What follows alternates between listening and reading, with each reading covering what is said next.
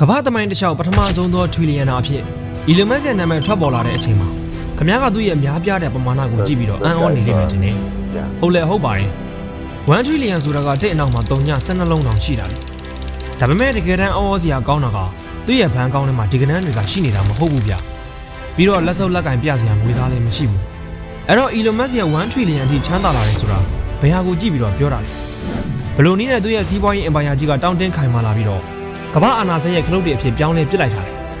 ပြီးတော့သူ့အိမ်မက်ကိုအသက်ဝင်စေဖို့ရိုးရိုးဝန်ထမ်းကနေတန်းကျွယ်တဲ့ထိအထိဘလို့ရှယ်ယာစစ်တပ်ကိုတိစောက်ခဲ့တယ်လဲဆိုတာနဲ့နောက်ွယ်ကအမောင်ဖုံးနေတဲ့ငွေကြေးစစ်ဆေးမှုကစားကွက်တွေအကြောင်းကိုခင်ဗျားသိကြလားဒီယာရီဟာ1982ခုနှစ်တောင်အာဖရိကရဲ့ညင်းငွေပွဲကောင်းတဲ့နေရာတွေကနေစတင်ခဲ့တာဗျတခြားကလေးတွေကစားကွက်ထဲမှာပျော်ပါနေတဲ့အချိန်အသက်3နှစ်အရွယ်ကလေးတစ်ယောက်ကတော့ကောင်းငင်ကြီးကိုမော့ကြည့်ပြီးဘာပြောလဲသိလားဒီလောကကြီးကဗမာလဲဆိုတဲ့မိကုံးကိုထက်ကပြန်မေးနေခဲ့တာဗျဒါဟာခလေးတယောက်ရဲ့စူးစမ်းမှုတသက်မဟုတ်ခဲ့ဘူးဒါကနောက်တစ်ချိန်မှာစကြဝဠာကြီးတစ်ခုလုံးကိုသူ့ရဲ့ကစားကွင်းဖြစ်လာစေမဲ့ညံညံသွေးတစ်ခုရဲ့အစာပြုခြင်းပဲအသက်12နှစ်အရွယ်မှာတင်သူကလူကြီးတွေတောင်မလုံနိုင်တဲ့အရာကိုလုပ်ပြခဲ့တာကိုပိုင် program ရင်းနှီးကိုလေ့လာပြီးတော့ Blaster ဆိုတဲ့အာဂါသဂိမ်းတစ်ခုကိုဖန်တီးလိုက်တယ်ဗျအဲဒီဂိမ်းရဲ့ soft code ကိုမဂ္ဂဇင်းတစ်ခုစီ$900နဲ့ရောင်းချလိုက်တဲ့အခါမှာသူတစ်သက်လုံးအိမ်မက်မှတ်ခဲ့တဲ့ဒုံးပြန်နေတိစောက်မဲဆိုတဲ့ခရီးလိုင်းရဲ့ပထမဆုံးအုတ်မြစ်ကိုချနိုင်လိုက်တယ်ဒါပေမဲ့အသက်12နှစ်အရွယ်မှာဂိမ်းတစ်ခုကိုရေးနိုင်တာဟာသူ့ရဲ့အစာပြုတ်မှုတသက်ပဲရှိပါသေးတယ်အသက်20ကျော်အရွယ်မှာတော့ Elon Musk ကအမေရိကန်မြေပေါ်ကိုရောက်ရှိလာခဲ့ပြီးနည်းပညာလောကရဲ့မုန်တိုင်းတွေကိုတိုးဝင်ဖို့ပြင်ဆင်နေခဲ့ပြီဗျ1955ခုနှစ်အင်တာနက်ဆိုတာဘာမှန်းအောင်မသိသေးတဲ့ခေတ်ဦးမှာသူဟာသူ့အကိုနဲ့အတူ Zip2 ဆိုတဲ့ကုမ္ပဏီကိုတည်ထောင်ခဲ့တယ်ဒါဟာ Google Maps တောင်မပေါ်သေးခင်အချိန်ကတည်းကအွန်လိုင်းမှာမြေပုံတွေလိပ်စာတွေကိုရှာဖွေနိုင်အောင်လုပ်ပေးတဲ့စနစ်ပါသူဟာတစ်ပတ်ကိုနာရီ100ကျော်အလုပ်လုပ်တယ်ဗျရုံးခန်းမှာနေအိတ်တယ်ရုံးခန်းမှာပဲစားတယ်တချို့သူတွေကသူ့ကိုယူသွားပြီလို့တောင်ပြောကြတယ်ဒါပေမဲ့သူ့မှာရှိတဲ့ယူသွမှုကယူသွမှုတော့မဟုတ်ဘူးသူဟာကဘာကြီးဘလို့ပြောင်းလဲသွားမလဲဆိုတာကိုအမြဲတမ်းအနာဂတ်ကနေပြန်ကြည့်ပြီးတော့စဉ်းစားနေတဲ့သူဗျ1999မှာ Zip2 ကိုကွန်ပတ်ထန်$309 သန်းနဲ့ရောင်းချလိုက်တဲ့အခါမှာတော့ Elon Musk ကလူငယ်လေးတစ်ယောက်ကနေအောင်မြင်တဲ့စီးပွားရေးလုပ်ငန်းရှင်ကြီးအဖြစ်ကိုချက်ချင်းကူးပြောင်းသွားခဲ့တယ်ဒါပေမဲ့သူဒီငွေတွေကိုဇိမ်ခံပစ္စည်းအများကြီးဝယ်ဖို့မသုံးခဲ့ဘူးသူဝယ်လိုက်တာကတော့ McLaren F1 လို့ခေါ်တဲ့စူပါကားတစ်စီးဗျဒါဟာသူ့ဘဝရဲ့အောင်မြင်မှုကိုသက်သေပြလိုက်တဲ့ပုံစံမျိုးပေါ့ဒါပေမဲ့အဲ့ဒီကားနဲ့ပတ်သက်ပြီးတော့လဲနာမည်ကျော်ဇလန်းကရှိနေတယ်သူနဲ့သူ့ရဲ့စီးပွားရေးလုပ်ဖို့ကင်ဖက် Peter Thiel ဆိုတဲ့သူနဲ့ကားစီးပြီးတော့ရှောက်လည်နေတဲ့အချိန်ဒီ Musk ကကားမောင်းကျွမ်းကျင်ကြောင်ပြချင်တာနဲ့ကားကိုအရှိန်မြင့်လိုက်တယ်ရလကတော့ကားတစ်စီးလုံးပျက်စီးသွားပြီးလူကတော့ကံကောင်းလို့မသေးလိုက်ဘူးဗျဒီအဖြစ်အပျက်ကနေ Elon Musk ကသင်ခန်းစာတစ်ခုကိုရလိုက်ပုံပဲအောင်မြင်မှုဆိုတာလွယ်လွယ်လေးနဲ့တိစောက်လို့ရပါမယ်အဲ့ဒီအောင်မြင်မှုကိုထိမ့်သိမ့်မှုဆိုတာငွေကြေးထပ်ပိုးတဲ့ viewer တွေလိုအပ်တယ်ဆိုတာကိုသူနားလည်သွားခဲ့တာဗျ Zip2 ပြီးတော့ PayPal သူက Confinity နဲ့ပေါင်းပြီးတော့ PayPal ကိုတည်ထောင်ခဲ့တယ် online ငွေပေးချေမှုစနစ်ဆိုတာအဲ့ဒီခက်ကလူတွေအတွက်တော့အိမ်မက်တစ်ခုလိုပဲဗျဒါပေမဲ့ Musk ကတော့ဒါကိုလက်တွေ့ဖြစ်အောင်လုပ်ပြခဲ့တယ် eBay က PayPal ကိုဝယ်လိုက်တဲ့အခါမှာ Elon Musk က$သန်း180လောက်ရခဲ့တယ်ဗျအလူအများစုသာဆိုရင်ဒီငွေတွေကိုစားတော့ပြီးတော့အေးအေးဆေးဆေးနှက်နေပြီလေဒါပေမဲ့ Elon Musk ကတော့အဲ့ဒီငွေတွေကိုသူ့ဘဝနဲ့လဲပြီးရင်းနှီးမြှုပ်နှံပြန်တယ်သူဟာ$သန်း100ကို SpaceX မှာ$သန်း80ကို Tesla မှာ$10 သန်းကို Solar City မှာပုံအောလိုက်တယ်ဗျသူဘလောက်ထိတောင်ယူခဲ့တယ်လဲဆိုရင်သူ့မှာအိမ်လကပေးဖို့နဲ့အစိုးရကိုအခွန်ဆောင်ဖို့တောင်ပတ်စံမရှိတဲ့အထိဖြစ်ခဲ့ရတယ်သူ့ရဲ့ရင်းနှီးမြှုပ်နှံလိုက်တဲ့ပတ်စံတွေကသူ့ရဲ့ safety net တစ်ခုလုံးကိုဖျက်ဆီးပစ်လိုက်တာဗျElon Musk ပြောခဲ့တဲ့စကားတစ်ခုရှိပါတယ်လူတွေကအန်ဒီရကင်းတဲ့လမ်းကိုပဲရွေးချယ်ကြတယ်ဒါပေမဲ့အန်ဒီရမရှိတဲ့လမ်းမှာအောင်မြင်မှုကြီးကြီးမားမားမရှိဘူးဆိုတာလဲသိထားရမယ်တဲ့သူကအောင်မြင်မှုကိုမမော့တာမဟုတ်ဘူးဗျအောင်မြင်မှုရဲ့နောက်ွယ်ကအနာဂတ်ကိုပြောင်းလဲပေးနိုင်မယ့်အခွင့်အရေးကိုပဲသူကလိုချင်ခဲ့တာဒီလိုနဲ့ Musk ကသူ့ရဲ့ပထမဆုံးသောအိမ်မက်ဖြစ်တဲ့အာဂါသနဲ့လျှက်စစ်လောကတွေကိုခြေစုံပြစ်ဝင်ဖို့အတွက်အစဉ်သင့်ဖြစ်သွားခဲ့တယ်ဗျ2008ခုနှစ်ဒါဟာ Musk ရဲ့ဘဝမှာအမောင်မိုက်ဆုံးနှစ်လိုတောင်ဆိုရမယ်အောင်မြင်မှုတွေရဲ့နောက်ွယ်မှာအစိမ့်အသင့်နေတဲ့ခါးသီးမှုတွေကိုသူစတင်ခံစားရတဲ့နှစ်ပေါ့တစ်ဖက်မှာ SpaceX ကဒုံးမြန်လွှတ်တင်မှု3ကြိမ်ဆက်တိုက်ပြတ်ကြပြီးကုမ္ပဏီကဒေဝါလီခံရမယ့်အဆုံးကိုရောက်ရှိနေခဲ့တယ်နောက်တစ်ဖက်မှာလည်း Tesla ကပတ်စံတွေကိုရေလိုသုံးပြီးတော့ထုတ်လုပ်မှုအကျက်တဲတွေနဲ့ရင်ဆိုင်နေရပြန်တယ်ဗျငွေကြီးအကျက်တဲကကမ္ဘာစီးပွားရေးကိုရိုက်ခတ်နေတဲ့အချိန်မှာသူရင်းနှီးမြှုပ်နှံထားတဲ့ပတ်စံတွေအကုန်လုံးကုန်သွားပြီးတော့သူ့ကိုယ်ပိုင်အသုံးစည်းအတွက်တောင်တငယ်ချင်းတွေစီကနေချေးယူရတဲ့ဘဝရောက်သွားတယ်အဲ့ဒီအချိန်မှာသူ့မှာရွေးချယ်စရာ2ခုရှိတယ်တခုကသူ့မှာရှိသမျှပတ်စံတွေကို Tesla ကိုပေးပြီး Tesla ကိုကင်းမလားဒါမှမဟုတ် SpaceX ကိုပဲအာရုံစိုက်မလားဒါပေမဲ့ Elon Musk ကတော့အဲ့ဒီလိုမလုပ်ခဲ့ဘူးသူက ဒါတွေကငါရဲ့ကလေးတွေပဲငါဘသူ့ကောင်မှမစွန့်ဖြစ်ဘူးအဲ့ဒီလိုပြောပြီးတော့ကုမ္ပဏီနှစ်ခုစလုံးကိုတပြိုင်တည်းကယ်တင်မှုစူးစမ်းခဲ့တာဗျသူ့ရဲ့နီးစရာသူတွေကတော့ Elon မင်းယူနေတာလားတခုခုကိုတော့စွန့်လုံးမှဖြစ်မယ်လို့ဝိုင်းတာကြတယ်ဒါပေမဲ့ Musk ကတော့တညလုံးအိတ်မပြောပဲကုမ္ပဏီနှစ်ခုစလုံးကိုဘယ်လိုမျိုးအသက်ဆက်ရမလဲဆိုတာကိုပဲစဉ်းစားနေခဲ့တယ်သူကဒီအကြောင်းကိုအင်တာဗျူးမှာပြောဘူးတယ်ဗျအဲ့ဒီအချိန်တုန်းကတော့ငါအတွက်ငရဲကန်တစ်ခုထဲမှာနေရတယ်လို့ပဲတဲ့တခုကိုကယ်လိုက်မယ်ဆိုရင်နောက်တစ်ခုကတည်သွားမယ်ဒါမှမဟုတ်နှစ်ခုစလုံးတည်သွားမယ်အဲ့ဒီဆိုရင်အစဉ်နဲ့ပဲနေတိုင်းဖြတ်သန်းခဲ့ရတာလို့သူပြောခဲ့တယ်ဒီလိုနဲ့ပဲခရစ်မတ်အကြိုနေ့2008ခုနှစ်ဒီဇင်ဘာလ24ရက်နေ့ကိုရောက်လာခဲ့တယ်အဲ့ဒါဟာသူ့အတွက်နောက်ဆုံးမိနစ်လို့တောင်ပြောလို့ရတယ်ဗျခင်ဗျားတို့နားလည်အောင်ပြောရမယ်ဆိုရင်ဘောလုံးပွဲတစ်ပွဲမှာကိုယ့်အသင်းကရှုံးနေပြီးတော့တရေကြဖို့အတွက်ဂိုးတစ်ခုလိုအပ်နေတယ်ဗျအချိန်ကလည်းနောက်ဆုံးအချိန်ပိုမိနစ်ရဲ့နောက်ဆုံးစက္ကန့်ကိုရောက်နေတယ်ဆိုတဲ့သဘောအဲ့ဒီအချိန်ကြာမှဂိုးမသွင်းနိုင်ဘူးဆိုရင်တော့ရှုံးပြီElon Musk ကလည်းဒီလိုအချိန်နေနဲ့ရင်ဆိုင်ခဲ့ရတာဗျဒါပေမဲ့ Falcon 1 project ကနေစတုထအချိန်မြောက်ဒုံးပြန်လွတ်တင်မှုမှာတော့ Elon Musk ရဲ့ဒုံးပြန်ဟာကောင်းကင်ယံကိုထိုးဖောက်ပြီးကမ္ဘာပလန်ကြောင်းတွေကိုအောင်မြင်စွာရောက်ရှိသွားခဲ့တယ်ဒါဟာသမိုင်းမှာပထမဆုံးအကြိမ်အဖြစ်ပုဂ္ဂလိကကုမ္ပဏီတစ်ခုကဒုံးပြန်ကိုအာဃာတတဲ့အောင်မြင်စွာပို့ဆောင်နိုင်ခဲ့တဲ့ဖြစ်ရဗျဒီအောင်မြင်မှုကိုမြင်လိုက်ရတဲ့ NASA ကလည်းအဲ့ဒီဒီဇင်ဘာလမှာတင်ဒေါ်လာ 1.6 ဘီလီယံတန်စာချုပ်ကို SpaceX နဲ့ချုပ်ဆိုပြီးတော့ကုမ္ပဏီကိုအသက်ဆက်ပေးခဲ့တယ်ဗျအဲ့ဒီကရတဲ့ယင်းနှိမြုပ်နှံငွေတွေနဲ့အတူ Tesla ကိုလည်းအသက်ဆက်နိုင်ခဲ့တယ်ဒါပေမဲ့ပြဿနာကဒီမှာတင်မပြီးသေးဘူးဒါကတိုက်ပွဲကြီးတစ်ခုရဲ့အစပဲရှိသေးတယ်ဗျသူအာယုံဆိုင်လိုက်ရတာကအာကာသလောကကြီးရဲ့အကြီးမားဆုံးအမားတစ်ခုကိုပြင်ဆင်ဖို့အဲ့ဒီအချိန်ထိအာကာသအေဂျင်စီတွေအားလုံးလက်ခံထားတဲ့စီးမြင့်ကတစ်ခုတည်းဗျဒုံးပြန်တစ်ခုလုံးကိုလွှတ်တင်ပြီးရင်အဲ့ဒါဟာအမိုက်တစ်ခုအဖြစ်ပင်လယ်ထဲကိုကျသွားရမယ်တခါသုံးပြီးရင်ပြည့်ရမယ်ဆိုတဲ့စီးမြင့်ပဲဒါပေမဲ့ Elon Musk ကတော့အခြေခံယူပဗေဒသဘောတရားတွေကိုမေးခွန်းထုတ်ခဲ့တယ်ဒုံးပြန်ရဲ့ကုန်ကျစရိတ်ကိုတွက်ကြည့်လိုက်မယ်ဆိုရင်တကယ်တမ်းကုန်ကျတာကအလူမီနီယံတိုက်တေနီယံနဲ့လောင်စာဆီတွေရဲ့တန်ဖိုးပဲဗျအဲ့ဒီပစ္စည်းတွေရဲ့တန်ဖိုးကဒုံးပြန်တစ်ခုလုံးတန်ဖိုးရဲ့3%ပဲရှိတယ်ကျန်တဲ့99%ကအလုပ်သမားကနဲ့ဒီဇိုင်းထုတ်ရတဲ့စရိတ်တွေဒီတော့ဒုံးပြန်ကိုလေယာဉ်တစ်စီးလိုပဲအချိန်ချင်းပြန်သုံးနိုင်ရင်ဘာလို့မဖြစ်နိုင်ရမှာလဲဆိုတဲ့မေးခွန်းနဲ့အတူ Elon Musk က Falcon 9ဆိုတဲ့စီမံကိန်းကိုစတင်ခဲ့တယ်ဗျ2008ခုနှစ်နောက်ပိုင်းမှာ SpaceX ရဲ့အောင်မြင်မှုကကမ္ဘာအာကာသသမိုင်းကိုလှုပ်ခါသွားစေတယ်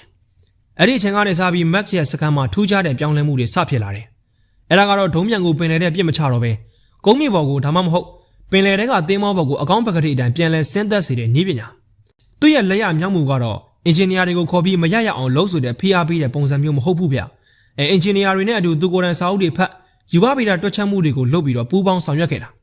Elon Musk ကအင်ဂျင်နီယာအကြီးအကဲတယောက်လိုပဲအင်ဂျင်တွေကိုဒီဇိုင်းဆွဲရမှာကိုယ်တိုင်ပါဝင်ကူညီခဲ့တယ်ဗျအင်ဂျင်နီယာထွန်မူလာလိုမျိုးနာမည်ကြီး TRW ကုမ္ပဏီတွေကလူတွေကိုခေါ်ပြီးတော့မင်းတို့ဘွားကိုဒီလိုညှင်းဝဲစရာကောင်းတဲ့ကုမ္ပဏီကြီးတွေမှာပဲကုံဆုံးမှာလားဒါမှမဟုတ်ငါနဲ့အတူတူသမိုင်းတစ်ခုကိုရေးထိုးမှာလားဆိုတဲ့စိန်ခေါ်မှုနဲ့အတူစိတ်တက်ကြွမှုကိုပါဖော်ဆောင်ပေးခဲ့တာအဲ့ဒီချိန်မှာပဲကဘာက Elon Musk ကိုစတင်သတိပြုမိလာခဲ့ပြီ Elon Premium ဆိုတဲ့ဝါဟာရကလည်းအဲ့ဒီနေရာကနေစပေါ်လာခဲ့တာဗျယင်းနှိမြုံနှံသူတွေက Musk ရဲ့ကုမ္ပဏီဟာလက်ရှိအမျက်ငွေဘယ်လောက်ရနေတယ်လဲဆိုတာထက် Musk ဆိုတာလူတစ်ယောက်ရဲ့အနာဂတ်ကိုပြောင်းလဲပေးနိုင်စွမ်းကိုကြည့်ပြီးတော့ယင်းနှိမြုံနှံလာကြတာ Tesla မှာဆိုရင်လဲ Model S ကိုထုတ်လုပ်ဖို့အတွက်ဒီလိုပဲအချိန်တွေကိုစရေးခဲ့ရတာနာမည်ကြီးဒီဇိုင်နာတွေကိုခေါ်ပြီးတော့ဘာသမိုင်းကြောင်းမှမရှိတဲ့ Tesla မှာသမိုင်းအသစ်တစ်ခုကိုဖန်တီးရအောင်ဆိုပြီးတော့စီးရုံးနိုင်ခဲ့တယ်ဒါဟာအိမ်မက်တွေကိုလက်တွေ့ဖြစ်လာစေဖို့အတွက်ဖန်တီးပေးနိုင်ခဲ့တဲ့စနစ်တစ်ခုဗျ Elon Musk ကအဲ့ဒီအချိန်မှာတပတ်ကိုနာရီ100ကျော်အလုပ်လုပ်ခဲ့တာဗျပြီးတော့စက်ရုံကြမ်းမြင့်ပေါ်မှာအိတ်ခဲ့တယ်ထုတ်လုပ်မှုရဲ့ငရဲကန်းလို့ခေါ်တဲ့ Model 3ထုတ်လုပ်မှုအကျက်တဲမှာလဲသူဟာတကယ့်ကိုစစ်မြေပြင်ကဗိုလ်ချုပ်တယောက်လိုပဲဗျစက်ရုံမှာပဲနေပြီးတော့ပြဿနာတွေကိုတစ်ခုချင်းစီဖြေရှင်းခဲ့တာအဲ့ဒီချိန်ကအင်ဂျင်နီယာတွေရဲ့မှတ်ချက်အရဆိုရင် Elon Musk ကအသေးစိတ်အချက်လက်ကိုတောင်ဘယ်လောက်ထိကြည့်တယ်လဲဆိုရင်ဝက်အူချောင်းရဲ့တန်ဖိုးကအစအင်ဂျင်ရဲ့စီပိုက်လမ်းကြောင်းအဆုံးအထိသူကိုယ်တိုင်စစ်စစ်တက်တယ်လို့ဆိုကြတယ်ဗျအဲ့ဒီလိုတိကျသေးကြပြီးမစုံမနစ်တဲ့ကြိုးပမ်းမှုတွေကြောင့်ပဲ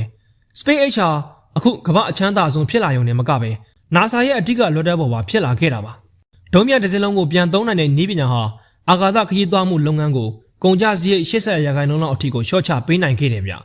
ျဒါဟာကမ္ဘာအာကာသသမိုင်းမှာဘယ်သူမှမလုပ်ဘူးတဲ့အောင်မြင်မှုပါဒီလိုအောင်မြင်မှုတွေရရှိလာဖို့အတွက် Elon Musk ကရိုးသားစူးစမ်းတဲ့ဖိုးသခွားလေးလိုနေခဲ့တာတော့မဟုတ်ဘူးဗျနိုင်ငံတော်ရဲ့အာဏာအရှိဆုံးအာဏာပိုင်တွေနဲ့လက်တွဲပြီးတော့အလုပ်လုပ်ခဲ့ရတာကမ္ဘာက Musk ကိုကြည့်တဲ့အခါသူဟာဒုံးပြန်တွေလျက်စစ်ကားတွေနဲ့ကမ္ဘာကြီးကိုကယ်တင်နေတဲ့သူလိုပဲမြင်ကြတယ်ဒါပေမဲ့အဲ့ဒီအောင်မြင်မှုတွေရဲ့နောက်ွယ်မှာငွေကြေးဆိုတဲ့အရာဟာအည်အသွေးမြင့်လူတစ်ယောက်အတွက်ဘလောက်အထိလက်နက်တစ်ခုအဖြစ်ပြောင်းလဲသွားနိုင်တယ်လဲဆိုတာကိုတော့လူအများစုကမမြင်နိုင်ကြဘူးသူ့အတွက်အောင်မြင်မှုဆိုတာရိုးရိုးရှင်းရှင်းငွေချတာတော့မဟုတ်ဘူးဗျ ငွေကြေးကိုဘယ်လိုမျိုးအသုံးချပြီးအာဏာကိုချဲ့ထွင်ရမလဲဆိုတဲ့ကစားကွက်ဖြစ်လာတယ်ဒီနေရာမှာမေးစရာရှိလာတာကသူစီမှာဒေါ်လာတန်းပေါင်းများစွာဘီလီယံပေါင်းများစွာရှိနေတယ်လို့ပြောကြပေမဲ့အဲ့ဒီငွေတွေကတကယ်ပဲသူ့ရဲ့ဘဏ်အကောင့်ထဲမှာရှိနေတာလားအဖြေကတော့မရှိပါဘူးအီလိုမတ်စ်ရဲ့စီးစိမ်တွေဟာစာရွက်ပေါ်ကနံပါတ်တွေပဲဗျအဲ့ဒီနံပါတ်တွေကိုတကယ်တမ်းငွေစက်ကူအဖြစ်ပြောင်းလဲဖို့ဆိုရင်သူဟာသူ့ရဲ့အသက်သွေးကြောတွေဖြစ်တဲ့ share တွေကိုထုတ်ပြီးရောင်းရလိမ့်မယ်ဒါပေမဲ့ share ရောင်းနေဆိုတာလွယ်ကူတဲ့ကိစ္စတော့မဟုတ်ဘူးသူ share တွေကိုရောင်းလိုက်တိုင်းကုမ္ပဏီပေါ်သူပိုင်ဆိုင်ထားတဲ့အာဏာတွေကရော့ကျသွားနိုင်တယ်လို့ဈေးကွက်မှာလည်းထိတ်လန့်မှုတွေဖြစ်ပေါ်စေနိုင်တယ်လေဒါကြောင့်သူဟာငွေသားကိုကင်မဲ့အစားပို့ပြီးတော့စမ်းပြတဲ့လမ်းကြောင်းတွေကိုရွေးချယ်ခဲ့တယ်အဲ့ဒါကတော့သူ့ရဲ့ share တွေကိုပေါင်နှံပြီးငွေချေးယူခြင်းပဲဗျဘဏ်တွေကလည်း Max ရဲ့ share တွေကိုအပေါင်ထားပြီးတော့ငွေထုတ်ပေးဖို့ဝင်မလေးကြဘူးဘာလို့လဲဆိုတော့ Max ရဲ့ share ဆိုတာဟာကမ္ဘာအနာဂတ်ကိုပိုင်ဆိုင်ထားတာနဲ့တူနေလို့ပဲဒီနီးလန်းနဲ့သူဟာကုမ္ပဏီရဲ့ share တွေကိုမရောင်းချဘဲနဲ့လက်ထဲမှာငွေသားအမြောက်များကိုကင်ထားနိုင်ခဲ့တယ်ဆိုပါတော့ဒါဟာစာရွက်ပေါ်ကကြွယ်ဝချမ်းသာမှုကိုအာဏာအဖြစ်ပြောင်းလဲလိုက်တဲ့ခေတ်သစ်စီးပွားရေးရဲ့လှက်ကွက်တစ်ခုပဲဗျတစ်ဖက်မှာလည်းကုမ္ပဏီတွေရဲ့စီးရင်စရက်ကပိုပြီးတော့ရှုပ်ထွေးလာတယ်အောင်မြင်မှုရဲ့နောက်ွယ်မှာအမြတ်အစွန်းငွေဆိုတာထက်မျောလင်းချက်ဆိုတဲ့ကုန်စည်ကိုရောင်းစားခြင်းကပိုပြီးတော့အမြတ်များလာတယ်ခင်ဗျားတို့သိနေကြတဲ့ Starlink ဆိုတဲ့နည်းပညာဟာဒီလိုမျိုးမျောလင်းချက်တွေရဲ့အထွတ်ထိပ်ပဲဗျဒီနေ့မှာတော့ Tesla ကားတွေ SpaceX ဒုံးပျံတွေရဲ့တန်ဖိုးဟာကားအစီးရေဘယ်လောက်ရောင်းရတယ်လဲဆိုတာထက် Elon Musk ရဲ့အနာဂတ်ပေါ်ရင်းနှီးမြှုပ်နှံသူတွေရဲ့ယုံကြည်မှုအပေါ်မိခိုးနေတယ်ဗျသူရဲ့ကြွယ်ဝချမ်းသာမှုဟာရိုးရှင်းတဲ့ရင်းနှီးမြှုပ်နှံမှုမဟုတ်ဘူးသူဟာကုမ္ပဏီတွေကိုပိုင်ဆိုင်ထားတယ်လို့ကုမ္ပဏီတွေကလည်းသူ့ရဲ့အနာဂတ်အမြင်ကိုပိုင်ဆိုင်ထားတယ်ဒီလိုမျိုးရှုပ်ထွေးတဲ့ငွေကြေးကစားကွက်တွေရှယ်ယာပေါင်နှံမှုတွေနဲ့အာဏာကိုထိန်းချုပ်ထားတဲ့ဒီဇိုင်းက Elon Musk ကိုသာမကနောက်ထပ်ရင်းနှီးမြှုပ်နှံတဲ့သူတွေကိုပါအသက်ရှူမှားလောက်အောင်ဖြစ်စေခဲ့တယ်ဒါဟာငွေကြေးအစစ်မှန်မဟုတ်တယ်လို့လိမ်ညာမှုလည်းမဟုတ်ပြန်ဘူးဗျအနာဂတ်ကိုရောင်းစားပြီးတော့ပြစ္ဆုတ်ပံမှာအင်ပါယာတစ်ခုတိစောက်ခြင်းပဲကမ္ဘာအချမ်းသာဆုံးပုဂ္ဂိုလ်ရဲ့စီးရင်မှာ Elon Musk ရဲ့နာမည်ဟာထိတ်ဆုံးမှရှိနေခဲ့တာတော့ကြာပါပြီဒါပေမဲ့သူ့ရဲ့ပိုင်ဆိုင်မှုဟာဒေါ်လာဘီလီယံပေါင်းများစွာကနေထရီလီယံအဆင့်အထိတွန်းပို့နေတာက Tesla ရဲ့ကားရောင်းရငွေကြောင့်မဟုတ်ဘူး SpaceX ရဲ့ Starlink ကွန်ရက်နဲ့အနာဂတ်မှာဖြစ်ပေါ်လာမယ့် AI အင်ပါယာတွေကြောင့်ပဲ Musk ကသူပိုင်ဆိုင်ထားတဲ့ကုမ္ပဏီတွေကိုတန်ဖိုးဖြစ်ရမှာစက်မှုလုပ်ငန်းအနေနဲ့မကြည့်ဘဲနဲ့နည်းပညာ platform တစ်ခုအနေနဲ့ကြည့်ရအောင်ရင်းနှီးမြှုပ်နှံတဲ့သူတွေကိုစီးရုံးနိုင်ခဲ့တယ်။အဲဒါကြောင့်လည်းသူ့ရဲ့ကုမ္ပဏီတန်ဖိုးဟာအာဂါသာတွေကကျယ်တွေလိုလှမ်းမမီသလိုမြင့်တက်သွားခဲ့တာဗျ။သူ့ရဲ့အစောဆုံးဝန်ထမ်းတွေအင်ဂျင်နီယာတွေကလည်းဒီကစားကွက်ရဲ့အဓိကအစိတ်အပိုင်းဖြစ်လာတယ်။ Musk ကသူနဲ့အတူဆွမ်းသားပြီးတော့အလုပ်လုပ်ခဲ့တဲ့သူတွေကိုရှယ်ယာခွဲပေးခဲ့တယ်။ SpaceX နဲ့ Tesla ကုမ္ပဏီတွေဈေးကွက်ထဲမှာအောင်မြင်လာတဲ့အခါအဲ့ဒီရှယ်ယာတွေရဲ့တန်ဖိုးဟာပေါက်ကွဲသွားခဲ့တယ်ဗျ။ရလကတော့တစ်ချိန်ကရုံးခန်းချမ်းမြေမှာအိပ်ပြီးတော့ဒုံးပြန်အင်ဂျင်တွေကိုပြင်ဆင်ခဲ့တဲ့အင်ဂျင်နီယာတွေဟာရုတ်တရက်ဆိုသလိုတန်းကျွယ်တထေးတွေဖြစ်ကုန်ကြတယ်။ဒါဟာ Elon Musk ရဲ့ပါနတ်တဲ့မဟာဗျူဟာပါပဲ။ဝန်ထမ်းတွေကိုလာစားတဲ့ပိုတဲ့အနာဂတ်ပိုင်ဆိုင်မှုကိုပေးလိုက်ခြင်းအပြင်သူတို့ကကုမ္ပဏီအတွက်ကိုကျိုးစွန့်ပြီးတော့လုပ်ကင်စေခဲ့တာဖြစ်တယ်ဗျ။ဒါပေမဲ့ဒီထရီလီယံနာအောင်မြင်မှုရဲ့နောက်ွယ်မှာလက်မဲကြီးလို့ပြောလို့ရမယ်ရှုပ်ထွေးတဲ့ကုန်ရက်တွေရှိနေတယ်။နိုင်ငံရေးလွှမ်းမိုးမှုနဲ့စီးပွားရေးအာဏာစက်ကြားမှာ Elon Musk ကအမြဲလိုခြေလှမ်းလှမ်းနေတဲ့သူဗျ။သူရဲ့စီမံကိန်းတွေအထူးသဖြင့် Starlink ဟာကမ္ဘာစီးရဲဗျူဟာတွေအထိရောက်ရှိလာတဲ့အခါမှာတော့သူဟာစီးပွားရေးလုပ်ငန်းရှင်ထက်ပိုတဲ့ကမ္ဘာဩဇာရှိသူဖြစ်လာခဲ့တယ်။ဘယ်နိုင်ငံဘယ်အစိုးရကမှသူ့ရဲ့နည်းပညာကိုညှင်းဆန်လို့မရတော့ဘူး။သူဟာကမ္ဘာထိပ်တန်းခေါင်းဆောင်တွေနဲ့အတူဒန်းတူဆွေးနွေးနိုင်တဲ့အထိဖြစ်လာတယ်ဗျ။ဒီနေရာမှာငွေကြေးဆိုတာဟာယူကျုံငွေမဟုတ်တော့ဘဲနဲ့သူ့အတွက်တော့အာဏာတစ်ခုအဖြစ်ပြောင်းလဲနိုင်ခဲ့တယ်။သူ့ရဲ့လက်မဲကစားကွက်တွေဟာကုမ္ပဏီအချင်းချင်းကြားမှာလည်းရှိတယ်ဗျ။သူပိုင်တဲ့ကုမ္ပဏီတစ်ခုကအမျက်ငွေတွေကိုနောက်ွယ်ကနေတခြားစီမံကိန်းတစ်ခုစီပြောင်းရွှေ့ထားတာရှယ်ယာတွေကိုပေါင်နှံပြီးနိုင်ငံရေးလှုပ်ထားတွေဟာအများပြည်သူမမြင်နိုင်တဲ့နည်းနည်းတဲ့နေရာတွေမှာဖြစ်ပျက်နေခဲ့တာဗျ။ Musk ကသူလိုချင်တဲ့အနာဂတ်ကိုတည်ဆောက်ဖို့အတွက်လိုအပ်လာရင်စီးမင်းတွေကိုအနှဲငယ်ကွင်းညှို့ဖို့ဝင်မလေးဘူး။အမြဲတမ်းအနာဂတ်အတွက်ဆိုတဲ့ခေါင်းစဉ်အုပ်မှာပဲအရာရာကိုရှင်းပြတတ်တယ်။ Elon Musk ရဲ့အနာဂတ်အမြင်မှာအခုဆိုရင်အင်ကာဂျိုးဆိုတာရည်မှန်းချက်တစ်ခုသာဖြစ်ပြီးတော့တကယ်လက်တွေ့ဆင့်မြေပြင်မှာတော့ Artificial Intelligence AI ဖြစ်နေပါပြီ။သူတည်ထောင်ခဲ့တဲ့ XAI ဟာကမ္ဘာအစွမ်းထက်ဆုံးစူပါကွန်ပျူတာတွေကိုအသုံးပြုပြီးတော့တကယ်လူသားဆန်ဆန်တွေးခေါ်နိုင်တဲ့နည်းပညာကိုတည်ဆောက်နေတာ။သူအများပြောနေတဲ့ AI5 chips တွေဟာ Tesla ကားတွေရဲ့ကိုယ်ပိုင်မောင်းနှင်မှုစနစ်ကိုလူသားတို့ရဲ့တုံ့ပြန်မှုထက်အစားပေါင်းများစွာပိုမိုလုံခြုံအောင်ပြောင်းလဲပေးလိုက်ပါပြီ။ဒါပေမဲ့ဒီနေရာမှာ Musk ရဲ့ကြောက်မက်ဖွယ်ကောင်းတဲ့စိတ်ကူးတစ်ခုရှိနေတယ်။အဲ့ဒါကတော့ AI ကိုလူသားတွေရဲ့ထိန်းချုပ်မှုအောက်မှာထားရှိဖို့မဟုတ်ပဲလူသားတွေရဲ့ဉာဏ်ရည်နဲ့ AI ကိုပေါင်းစပ်ဖို့ဗျ။သူဟာ AI ကိုလူသားတွေအတွက်ချိန်ချောက်မှုလို့မမြင်တော့ဘူး။လူသားတွေရဲ့ဉာဏ်ရည်ကိုချက်တွင်ပေးမဲ့ amplifier လို့ပဲမြင်တယ်။သူရဲ့ HAI ဟာတခြားသူတွေလိုမျိုးအချက်လက်တွေကိုစူးစောင်းရုံတက်မဟုတ်ဘဲနဲ့စက်ကြောလာကြီးရဲ့အခြေခံသဘောတရားတွေကိုပါနားလည်အောင်သင်ယူနေတာဗျ။သူရဲ့စီမံကိန်းတွေမှာ Musk က AI ကိုဘာကြောင့်ဒီလောက်ထိအရေးတကြီးလုပ်နေရတယ်လဲဆိုတော့အဖြေကရှင်းပါတယ်။ Musk ကလူသားတွေဟာ AI ရဲ့နောက်ွယ်မှာကြံရစ်ခဲလိမ့်မယ်ဆိုတာကိုကြောက်နေတာမဟုတ်ဘဲနဲ့ AI ကိုမကောင်းတဲ့သူတွေလက်ထက်ရောက်သွားရင်ဘာဖြစ်မလဲဆိုတာကိုတွေးပြီးတော့ပိုးကြောက်နေတာအဲ့တော့သူကိုယ်တိုင်ပြိုင်ဘက်ကင်းတဲ့ AI ကိုတည်ထောင်ပြီးတော့စီမင်းတွေကိုသူကိုယ်တိုင်ထိန်းချုပ်ဖို့စူးစမ်းနေတာအရှင်းသားဗျဒီ AI နည်းပညာတွေဟာ Tesla တွေရဲ့ရုပ်သွေးရုပ်တွေနဲ့ချိတ်ဆက်လိုက်တဲ့အခါမှာတော့တကယ့်ကိုအနာဂတ်ကအိမ်မက်ဆိုးတစ်ခုလိုဒါမှမဟုတ်အိမ်မက်လှလှလေးတစ်ခုလိုဖြစ်လာခဲ့တယ် AI ကလူသားတွေမလုပ်ချင်တဲ့အလုပ်တွေကိုလုပ်ပေးမယ်အန်ဒီရရှိတဲ့နေရာတွေမှာလူသားတွေစာသွားရောက်တာဝန်ထမ်းဆောင်မယ်Elon Musk ရဲ့အမြင်မှာတော့ဒါဟာလူသားမျိုးနွယ်စုရဲ့နောက်ဆုံးလွတ်မြောက်မှုပါပဲလူတွေကအလုပ်ကိုင်နေတဲ့စိတ်ပူစရာမလိုတော့ဘဲနဲ့တီထွင်ဖန်တီးမှုတွေမှာပဲအချိန်ကုန်တော့မယ်လို့သူကယုံကြည်ခဲ့တယ်ဗျဒါပေမဲ့ဒီယာရီရဲ့နောက်ွယ်မှာ Musk ဟာစကြဝဠာဆိုင်ရာတာဝန်ခံမှုကိုခံယူထားသလိုမျိုးပြုမှုနေတယ်သူက AI ကိုကိုင်ရရမှာအလွန်သတိထားတယ် HAI ရဲ့လေ့ကျင့်ရေးစနစ်မှာ Truth Seeking AI လို့ခေါ်တဲ့အမှန်တရားကိုရှာဖွေတဲ့ AI ကိုသူအလေးပေးထားတယ်ဗျ AI ကိုလူသားတွေရဲ့အကျိုးစီးပွားအတွက်သာမကစကြဝဠာကြီးဘာဖြစ်လို့ဒီလိုဖြစ်နေရတယ်လဲဆိုတဲ့အထိနားလည်နိုင်တဲ့အသိဉာဏ်မျိုးဖြစ်လာစေဖို့မျှော်လင့်ခဲ့တာအခုချိန်မှာတော့ Elon Musk ဟာပထမဆုံးသော trillionaire အဖြစ်သမိုင်းဝင်သွားခဲ့ပါပြီသူအချမ်းသာဆုံးဖြစ်လာရတဲ့အကြောင်းရင်းကတော့ငွေရှားဖို့တတ်တတ်မဟုတ်ဘဲနဲ့သူ့ရဲ့အိမ်မက်တွေဖြစ်တဲ့အာကာသခရီးသွားလာမှုစွမ်းရည်သစ်နဲ့ AI ကိုအရှိန်မြင့်တင်ဖို့လိုအပ်တဲ့အရင်းအမြစ်တွေကိုထိန်းချုပ်ကင်တယ်ဖို့ပဲဖြစ်တယ်ဗျဒါပေမဲ့ Elon Musk ရဲ့ခြေလှမ်းတွေဟာအခုဆိုရင်တော့ကမ္ဘာ stock share ဈေးကွက်နိုင်ငံရေးမူဝါဒတွေနဲ့လူသားတွေရဲ့နေစဉ်ဘဝကိုတောင်တုံခါသွားစေနိုင်တယ်သူတည်ဆောက်နေတာဟာလူသားတွေအတွက်လွတ်လပ်တဲ့အနာဂတ်လားဒါမှမဟုတ်သူတယောက်တည်းချုပ်ကင်ထားတဲ့နီးပညာအင်ပါယာတစ်ခုလားထရီလီယံနာတယောက်ရဲ့အောင်မြင်မှုဟာငွေကြေးပမာဏထက်သူကင်ဆောင်ထားတဲ့အာဏာစက်ပေါ်မှာအများကြီးမူတည်နေတယ်ဗျမတ်စ်ကကမ္ဘာအချမ်းသာဆုံးဖြစ်လာတဲ့အချိန်မှာသူကိုယ်တိုင်လည်းကမ္ဘာအပေါ်အားထားရတဲ့အခြေအနေတစ်ခုကိုပုံမနှက်ရှိုင်းအောင်တည်ဆောက်သွားခဲ့တယ်